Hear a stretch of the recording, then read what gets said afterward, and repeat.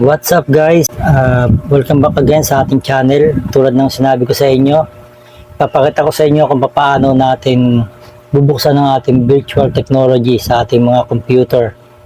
Dahil nga nung nakaraan, dahil kailangan natin buksan ng virtual technology natin bago natin magamit ang mga emulator na ginagamit natin sa game. Kagaya ng Momo Player, BlueStacks, at saka yung LD Player at yung iba pang mga emulator na ginagamit natin para sa game, para makapag laro tayo sa multi-window.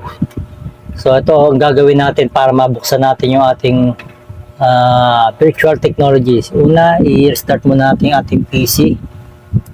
Start natin siya. Ayan. Pagka i-restart nyo siya, i-hit natin kaagad itong delete. Ayan. Pindutin nyo lang siya ng pindutin. Ayan. Hanggang sa bumukas siya. Para dumiretso siya sa sa CMOS setting. Pero dun sa ibang computer,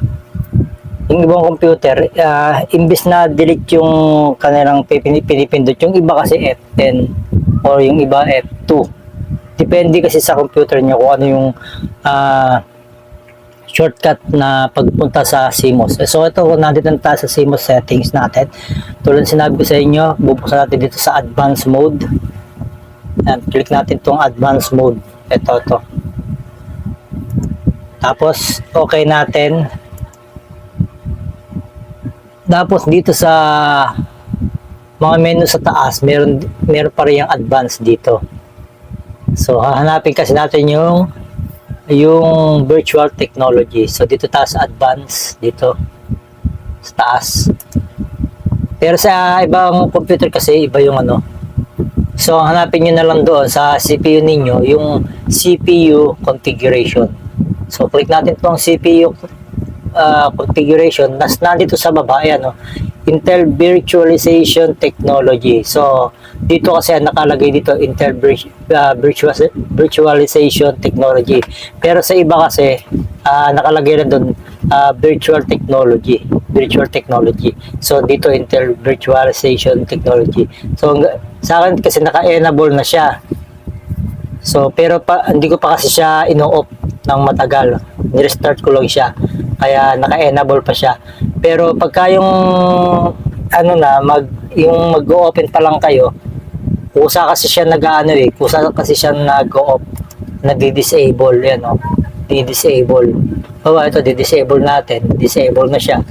Tapos pag open niyo ng CMOS niyo naka-disable, click lang niyo dito or depende sa may menu niyo dito kung ano yung shortcut o pwedeng arrow ang gagamitin ninyo, arrow dito, up and down, depende sa susundan nyo lang yung sinasabi doon sa screen ninyo kung ano yung screen select, yung enter, kung ano yung kung F1, yung mga shortcut makikita ninyo yun sa computer ninyo. Sundan lang ninyo yun, tapos ang piliin ninyo is enable ninyo.